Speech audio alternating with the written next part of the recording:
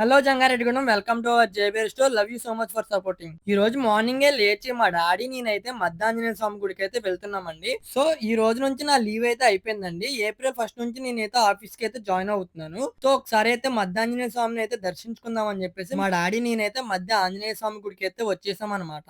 ఈ మధ్య ఆంజనేయ స్వామి ఆలయం 500 సంవత్సరాల పురాతనమైన ఆలయం అని నమ్ముతారు. ఇక్కడ హనుమంతుడు పవిత్రమైన మద్ది చెట్టు కింద సహజంగా స్వయంభుగా హనుమంతుడు ఇక్కడ కొలువై ఉన్నాడని చెప్పేసి ఇక్కడ ప్రజలైతే నమ్ముతారనమాట.